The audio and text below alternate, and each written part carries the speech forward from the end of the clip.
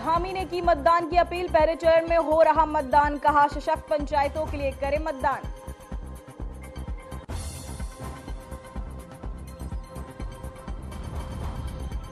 उत्तराखंड पंचायत चुनाव के लिए वोटिंग जारी। पहले चरण में 49 ब्लॉक में मतदान। 17,829 प्रत्याशी आम जा रहे किस्मत। उत्तराखंड के अतुल ने रच दिया इतिहास। केदारनाथ में अतुल पहुंचे आईआईटी मद्रास। सीएम धामी ने अतुल को दी बधाई।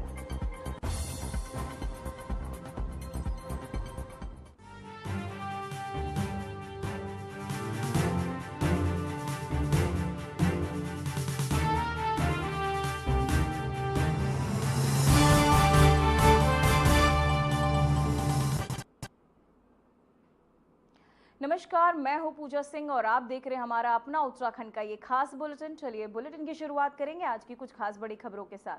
तो वहीं उत्तराखंड में त्रिस्तरीय पंचायत चुनाव के पहले चरण के अंतर्गत मतदान प्रक्रिया पूरे राज्य में जोरों शोरों से चल रही है। तो वहीं सुबह से ही शुरू हुए मतदान में राज्य भर के मतदाताओं ने जबरदस्त उत्साह दिखा रहे हैं। साथ ही वहीं मुख्यमंत्री पुष्कर सिंह धामी ने भी लोकतंत्र के इस पर्व में भाग लेते हुए अपनी मां के साथ मतदान केंद्र पर लाइन में लगकर वोट डाला। तो वहीं मुख्यमंत्री की ये पहल मतदाताओं के लिए एक प्रेरणा बनी हुई है। तो वहीं आपको बता दें, राज्य निर्वाचन आयोग और जिला प्रशासन ने मतदान प्रक्रिया को शांतिपूर्ण और निष्पक्ष बनाने के लिए व्यापक इंतजाम भी किए हैं।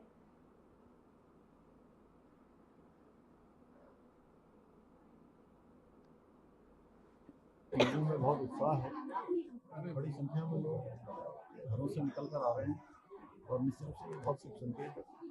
आदरणीय प्रधानमंत्री श्री नरेंद्र मोदी जी के नेतृत्व में पूरे देश के अंदर इस प्रकार से हमारी ग्राम पंचायतें, हमारी त्रिस्तरीय पंचायतें मजबूत हुई हैं। कहीं ना कहीं ये चुनाव उस लिहाज से बहुत महत्वपूर्ण होते हैं। इसलिए मैं सभी से अपील करता हूँ कि हमारी अंतिम इकाइयाँ जो ग्राम सभाएँ हैं, उन ग्राम सभाओं को मजबूत करने के लिए, उनके विकास में अपना योगदान सुनिश्चित करने के लिए, समाज के अंतिम छोर में खड़े हुए व्यक्ति तक केंद्र और राज्य की योजनाएं पहुंचे, विकास की योजनाएं पहुंचे। तो वहीं उत्तराखंड के रुद्रप्रयाग जिले के होनहार छात्र अतुल की कड़ी मेहनत और संघर्ष ने एक नई मिसाल कायम की है। केदारनाथ में घोड़ा खच्चर चलाकर अपनी पढ़ाई का खर्च निकालने वाले अतुल का चयन प्रतिष्ठित स्थान आईआईटी मद्रास में हुआ है। वहीं उनकी इस उपलब्धि पर मुख्यमंत्री पुष्कर सिंह धामी ने उन्हें फोन पर बधाई दी, साथ ही भविष्य के लिए शुभकामनाएं भी दी है। मुख्यमंत्री ने कहा कि अतुल ने अपनी मेहनत से अन्य लोगों को प्रेरित किया है। उन्होंने कहा कि सामान्य परिस्थितियों में भी यदि व्यक्ति संकल्प लेकर काम करता है तो उसके सपनों को जरूर सपने पूरे होते, साथ ही जीवन में कोई चीज असंभव नहीं हो जाती। तो वहीं मुख्यमंत्री ने अतुल को हर संभव मदद का आश्वासन भी दिया है। बधाई हुई, शुभकामनाएं आपको। बहुत अच्छा और है, आपने तो बहुत अच्छा अपनी अपनी मेहनत से जो है लोगों को बहुत प्रेरित किया आपने। और कि सामान्य स्थितियों में और सामान्य परिस्थितियों में भी एक व्यक्ति अगर मेहनत करे, परिश्रम करे और संकल्प लेकर जो है काम करे तो कोई चीज़ असंभव नहीं है ना। बहुत हमारे सब उत्तराखंड के लोगों के लिए, अन्य लोगों के लिए आप बहुत प्रेरणा के स्रोत हो। मेरी बहुत शुभकामनाएं और हमेशा हम लोग सब लोग आपके साथ हैं। आगे बढ़िए और खूब नाम करिए। आगे भी जो भी होगा हम लोग सब लोग साथ में खड़े हैं।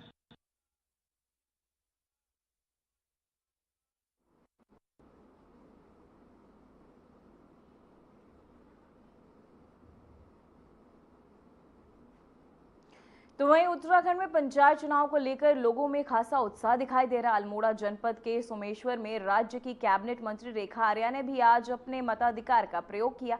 वे आम मतदाताओं की तरह कतार में खड़ी रहीं और शहीद बिशन सिंह बोरा अटल उत्कृष्ट राजकीय इंटर कॉलेज स्थित मतदान केंद्र पर वोट डाला। साथ ही मतदान के बाद उन्होंने आपको बता दें कि लोकतंत्र को सशक्त बनाने के लिए अपील भी की है लोगों से। साथ ही कहा कि हर मतदाता को इस पर्व में भागीदारी निभाकर अपने कर्तव्य का निर्वहन करना चाहिए।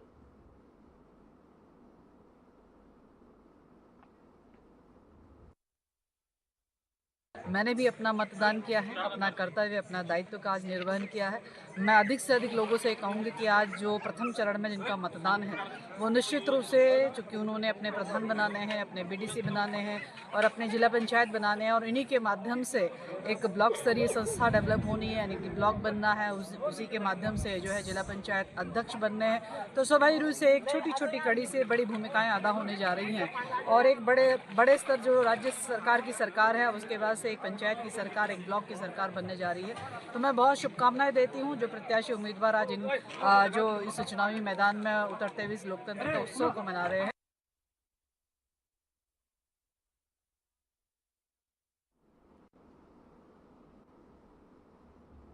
तो वही खबर सामने आ रही, जो उत्तराखंड पंचायत चुनाव के लिए वोटिंग जारी। पहले चरण में 49 ब्लॉक में मतदान, 17,829 प्रत्याशी आजमा रहे हैं अपनी किस्मत। साथ ही शाम 5 बजे तक डाले जाएंगे वोट। तो वहीं आपको बता दें, उत्तराखंड में राज्य में पंचायत चुनाव के पहले चरण के लिए मतदान शुरू हो गया है। कुल 49 ब्लॉकों में वोट डाले जा रहे। साथ ही सुबह से ही मतदान केंद्रों पर मतदाताओं की लंबी कतारें नजर आई। इसी चरण में 17,829 प्रत्याशियों की किस्मत ईवीएम में कैद होनी है। साथ ही मतदान शाम 5 बजे तक चलेगा। प्रशासन ने शांतिपूर्ण और निष्पक्ष चुनाव के लिए सुरक्षा के कड़े इंतजाम भी किए हैं। तो वहीं आपको बताते चले, 17,849 प्रत्याशी आजमा रहे हैं अपनी किस्मत। आज उत्तराखंड पंचायत चुनाव के लिए वोटिंग जो है लगातार जारी है। पहले चरण में 49 ब्लॉक में मतदान होने हैं। साथ ही 17,829 प्रत्याशी अपनी किस्मत इस चुनाव में आजमा रहे। साथ ही शाम बजे तक ये वोट जो है डाले जाएंगे। साथ ही आपको बताते चले, आज उत्तराखंड पंचायत चुनाव के लिए वोटिंग जो है वो जारी है। साथ ही पहले चरण में 49 ब्लॉक में मतदान होने हैं। 17,829 प्रत्याशी से लेकर अपनी किस्मत आजमा रहे हैं। इसी खबर पर हमारे साथ तमाम जानकारी के साथ आशीष डोभाल हमारे संवाददाता जुड़ चुके हैं। आशीष, मैं जानना चाहूंगी, लंबी कतारें लोगों की लगी हुई है, क्या आप बताना चाहेंगे प्रत्याशियों की किस्मत को लेकर कैसा फैसला नजर आ रहा है?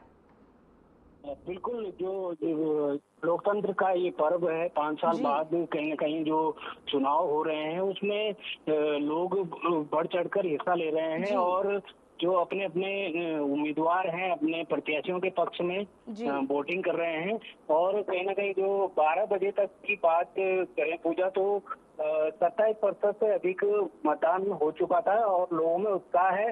शाम को 5 बजे तक वोटिंग जारी रहेगी, और उत्तराखंड के जो 12 जनपद हैं उसमें ये चुनाव प्रथम चरण का आज हो रहा है।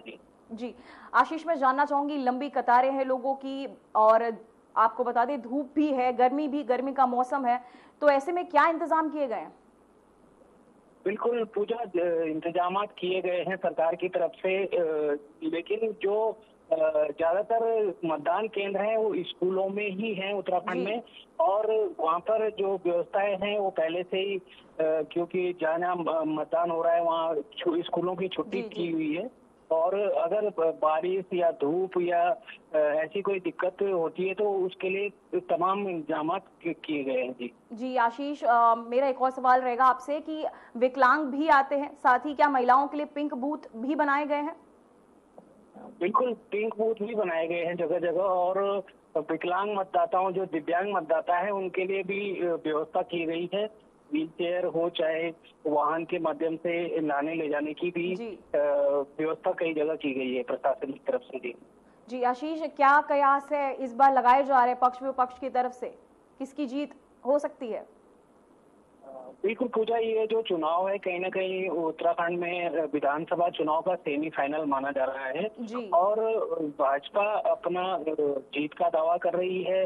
ट्रिपल इंजन की सरकार बनने की फिर से बात की जा रही है, और वहीं कांग्रेस कहीं ना कहीं जो पिछले कार्यकाल से लोग परेशान हैं, जहाँ जहाँ भाजपा के चुनाव जीत कर आए हैं नेता, चाहे जिला पंचायत अध्यक्ष रहे हों या बीडीसी या ब्लॉक प्रमुख रहे हों, तो कहीं ना कहीं कांग्रेस भी इस बार दावा कर रही है कि उनके जो प्रत्याशी हैं, उनके समर्थित जो प्रत्याशी हैं, वो जीतकर इस बार ज्यादा आने वाले हैं।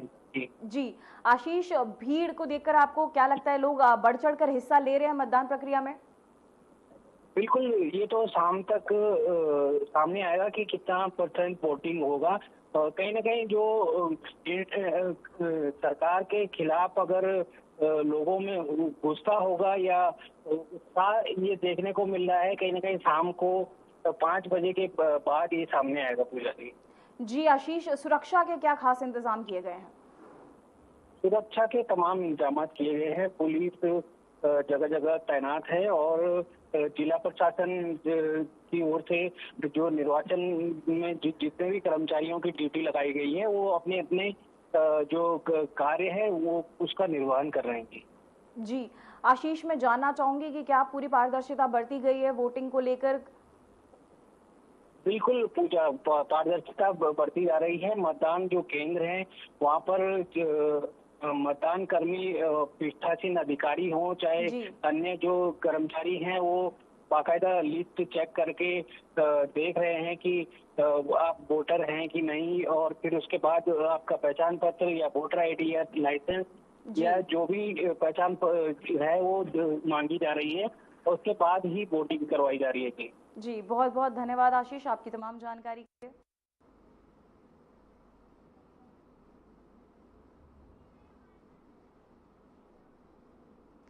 इसी खबर पर हमारे साथ प्रवक्ता कांग्रेस गरिमा दसौनी जी जुड़ चुकी हैं। गरिमा जी, मैं जानना चाहूंगी, पंचायत चुनाव शुरू हो चुके हैं और आप लोगों ने बढ़ चढ़कर हिस्सा भी लिया है, इसे देखकर आप क्या कहना चाहेंगी?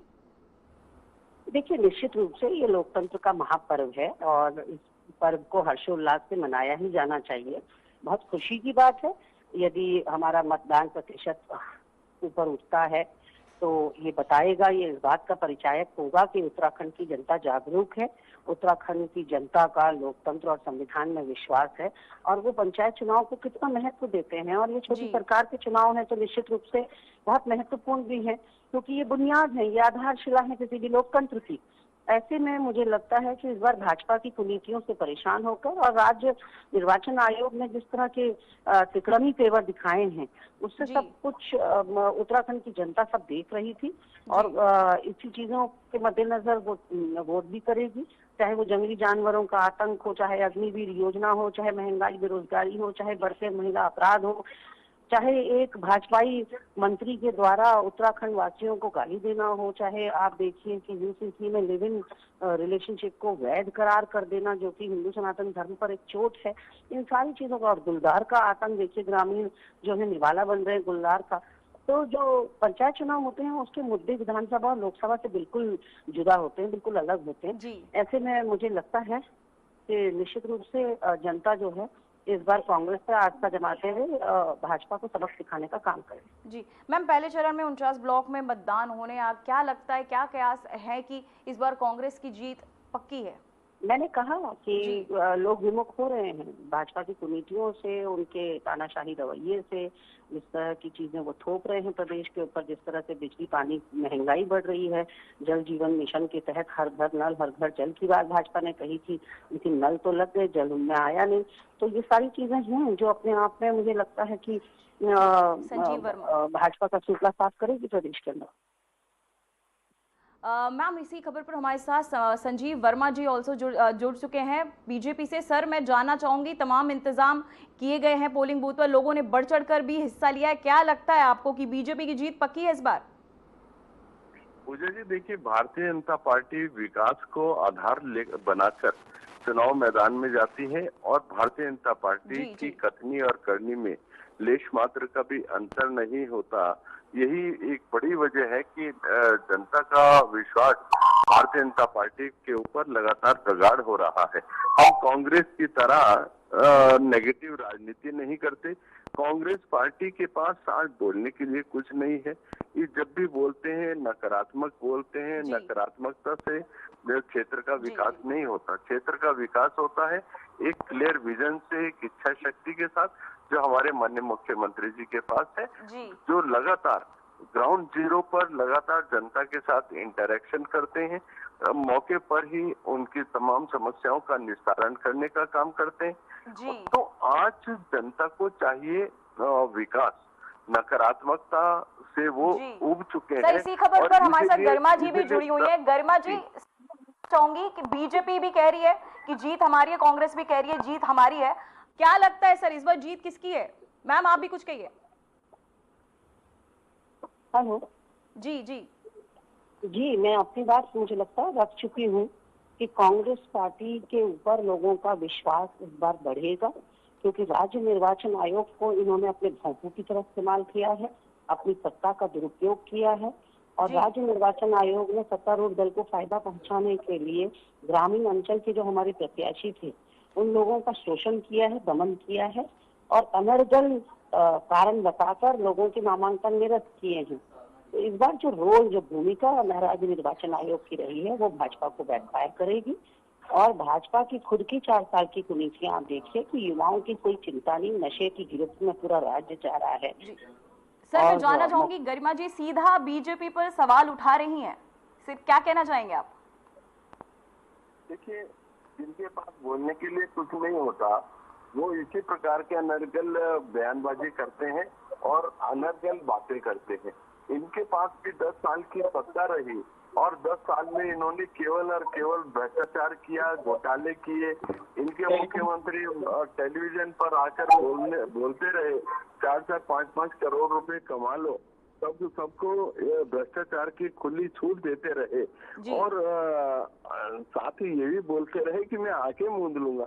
अब आप बताइए, जिनके मुख्यमंत्री प्रदेश के भ्रष्टाचार की पूरी तरह से अनदेखी कर दें, आके मूंद लें, वो क्या विकास कर पाएंगे? कभी नहीं कर पाएंगे। जी गरिमा जी क्या कहना चाहेंगे आप इस पर? विकास कोई कर सकता है तो भारतीय जनता पार्टी कर सकती है। नहीं, मुझे संजीव वर्मा जी की किसी बात पर कोई टिप्पणी नहीं करनी, ना कोई जवाब देना है। प्रत्यक्षम किम प्रमाणम, जो प्रदेश के अंदर चल रहा है उससे कौन ना वाकिफ है। जितनी भी इनकी योजनाएं चल रही हैं सब औंधे मुंह गिर गई है और जिन बातों की ये दुगदुगी पीटते थे और पीठ थपथपाते थे उनकी हकीकत जो है सब क्या निकली है, काली निकली है। प्रदेश में 9 हिमालयी राज्यों में उत्तराखंड महिला अपराध में नंबर 1 पर पहुंच गया है। कानून व्यवस्था चरमरा गई है, सड़क, स्वास्थ्य, शिक्षा, रोजगार सब ठप पड़े हुए हैं। तो ऐसे में ग्रामीण अंचल की जनता को सबसे ज्यादा त्रस्त है। अग्निवीर योजना से खामियाजा किसको भुगतना पड़ रहा है? ग्रामीण अंचल के युवा जो परमानेंट नौकरी चाहते थे भारतीय सेना में और देश की सेवा करना चाहते थे, उनको आपने 4 साल में सिमटा दिया।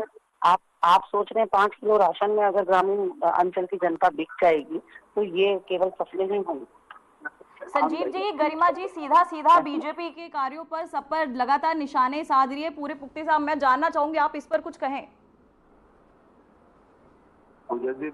हमारी गरिमा जी हमारी बहन है और ये जिस तरह की बातें करती, मैंने आपसे पहले भी कहा, जिनके पास बोलने के लिए कुछ नहीं होता वो नकारात्मकता का ही सहारा लेते हैं।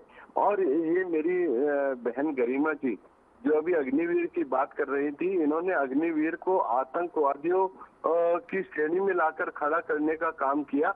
इन्होंने अग्निवीर को आतंकवादी बोला था। मैं सोचता हूँ इससे बड़ा सेना का अपमान शायद ही कोई कर पाए।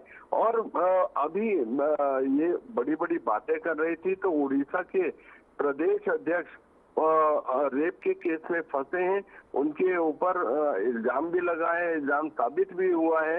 तो ये इनकी जो कार्य प्रणाली है। और अभी बात कर रही थी कि निर्वाचन आयोग पर इनका कोई विश्वास नहीं, तो इनका तो ना निर्वाचन आयोग पर विश्वास है, ना इनका न्यायपालिका पर विश्वास है, ना इनका शासन पे, ना प्रशासन पे, ना केंद्र सरकार पे, ना राज्य सरकार पे। इनका विश्वास केवल और केवल सोनिया माता पे है और राहुल बाबा पे है, जो पूरे देश को गड्ढे में डालने के लिए रोजाना नए षड्यंत्र रचते हैं और विदेश की धरती पर जाकर भारत को बदनाम करने का काम करते हैं। इनका किसी के ऊपर कोई विश्वास नहीं। और मैं सोचता हूँ कांग्रेस की ये जो कार्य प्रणाली है उसकी वजह से मैं सोचता हूँ कांग्रेस पूरी तरह से नेस्तनाबूद के राह पर बहुत तेजी के साथ आगे बढ़ चुकी है। सर मैं जानना चाहूंगी कि तो इस बार पंचायत चुनाव का ताज किसके सर पे सजेगा, बीजेपी या कांग्रेस? क्या लगता है लोगों के विचार देखने के बाद? सर देखिए भारतीय जनता पार्टी ने तमाम जितने भी हमारे गांव थे, देहात थे, उन सब में बिजली की पर्याप्त व्यवस्था की है। हर ग्रामीण सड़कों को स्टेट हाईवे से जोड़ने का काम किया। तमाम हमारे जो किसान भाई हैं उनको जो गन्ना बेल्ट के पास रहते थे, जो 4-4, 5-5 सालों में किसानों को गन्ने का भुगतान होता था, वो इंस्टेंटली भुगतान होना आरंभ हो गया है। तमाम जो सॉइल टेस्टिंग की बात करें, चाहे किसान सम्मान की बात करें, चाहे उनको खेती के तमाम उपकरण की बात करें, उनमें सब्सिडी देने का काम हमारी सरकार कर रही है। उनके लिए मार्केटिंग का काम हमारी सरकार कर रही है।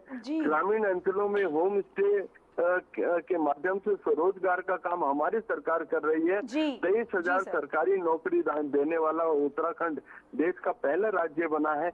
हमारे पास बोलने के लिए बहुत कुछ है, करने हमने किया गरिमा है। जी, संजीव जी, बहुत बहुत धन्यवाद आपका हमारे साथ चर्चा में बने रहने के लिए।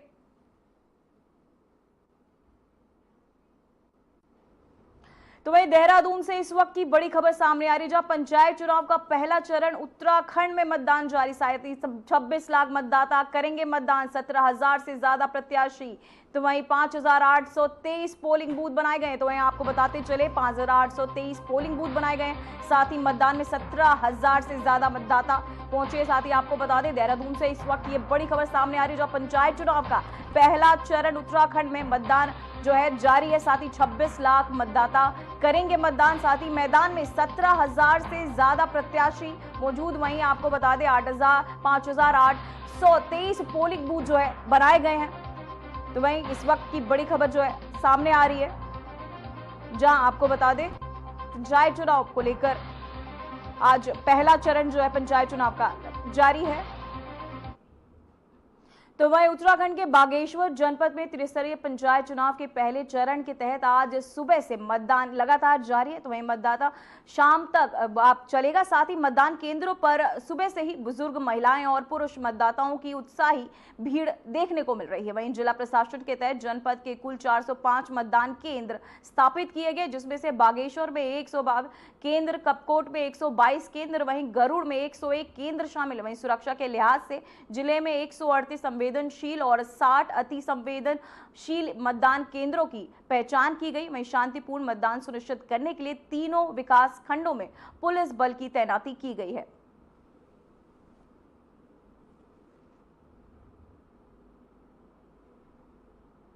साल तो बहुत अच्छा है, बहुत मतदान हो रहा है, बढ़िया तौर हिसाब किताब से ही मतदान हो रहा है। बढ़िया जैसा होना चाहिए था वैसा ही हो रहा है। कोई गड़बड़ी नहीं, कोई धमाल नहीं, कुछ नहीं, सही ढंग से हो रहा है। मगर यहाँ की व्यवस्था सही नहीं है। कर्मचारी महिलाएं भी इसमें हैं, जो भी चुनाव करने आए हैं, उनके लिए व्यवस्था टॉयलेट की नहीं, पानी की व्यवस्था नहीं, लाइट की व्यवस्था नहीं है। हर चीज़ की यहाँ पर अभाव ही अभाव है। जिसने भी प्रशासन ने जो भी यहाँ पर पहले सिलेक्शन किया है, तो उन्होंने जरा इसमें ध्यान नहीं दिया है। हमें मतदान लेके बहुत अच्छा लगा। आज तक 5 साल तक जो भी प्रधान बड़े बहुत अच्छा कार्य किया। सब चीज़ों का सुविधा हुई। जंगली जानवरों का तो थोड़ा कम ही हो रहा है, खेतों का नुकसान बहुत ज़्यादा हो रहा है। ये कम कार्य करते हैं। अच्छा, जो अभी बहुत कार्य करेंगे, फिर बोलते हैं, फिर बाद में भूल ही जाते हैं, कम ही करते हैं थोड़ा। अच्छा, इस साल तो 5 साल तो बाद मैंने बहुत कार्य किया, अच्छा लगा हमको। पानी भी हमारे वहाँ आ ही गया, घर घर नल, घर घर जल, हमें बहुत अच्छा लगा। पानी की समस्या हमें बहुत थी।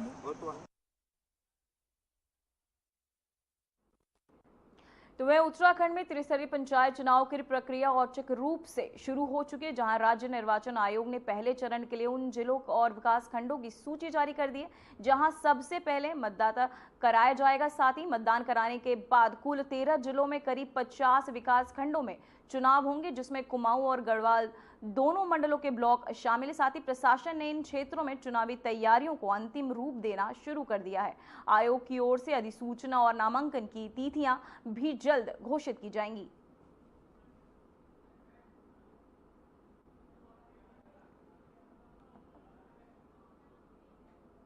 तो वही खबर देहरादून से है, जहां IRDT सभागार में उत्तराखंड के सीएम पुष्कर सिंह धामी ने राष्ट्रीय स्वयंसेवक संघ पर आधारित पुस्तक physiology and action of RSS for Hindu Swaraj का लोकार्पण किया। इस अवसर पर संघ के सरकारेवा और दत्तात्रेय होस्ट बोलो और साथ ही प्रज्ञा प्रवाह के संयोजक जे नंद कुमार मौजूद रहे, जहां सीएम धामी ने कहा कि किताब फायदा नौतम में आपको बताते 1951 में लिखी गई है, जहां पुस्तक में संघ की विचारधारा और कार्य पद्धति का निष्पक्ष विश्लेषण है।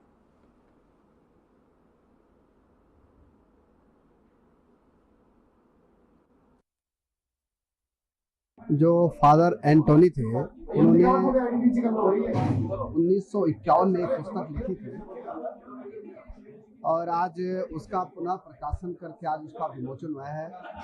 हमारे सरकार व माननीय दत्ता जी, हमारे मुख्यमंत्री जी और प्रज्ञा प्रवाह के सभी लोग उस कार्यक्रम में थे। मैं कह सकता हूँ कि उन्होंने आरएसएस के बारे में जो जो लिखा है और जो जो उन्होंने कहा है वो आज सच साकार हो रहा है कि आरएसएस एक सामाजिक संगठन है जो कि सभी क्षेत्रों में काम करता है। और मैं इस उपलक्ष्य में उनको बधाई देना चाहता हूँ कि वो जो है हमारे बीच में तो नहीं है लेखक वो, लेकिन उन्होंने बहुत अच्छा जो है आरएसएस के बारे में लिखा।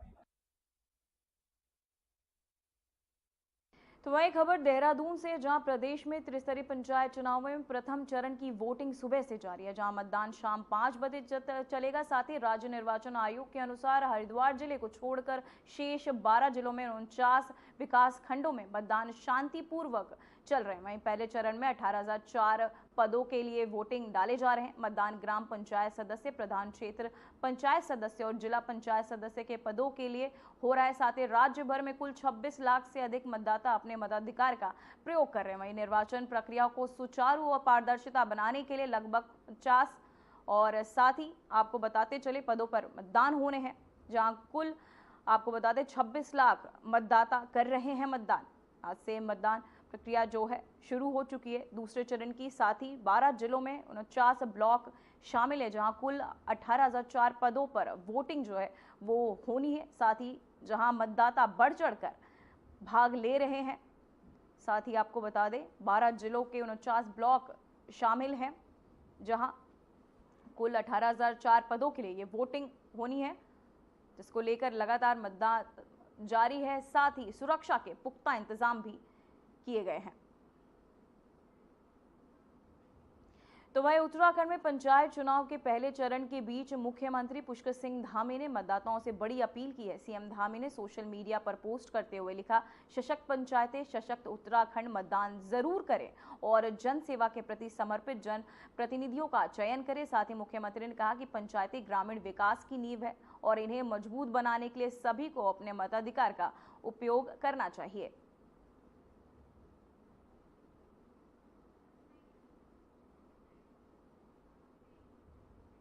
फिलहाल खबरों में बस इतना ही। मुझे दीजिए इजाजत। नमस्कार।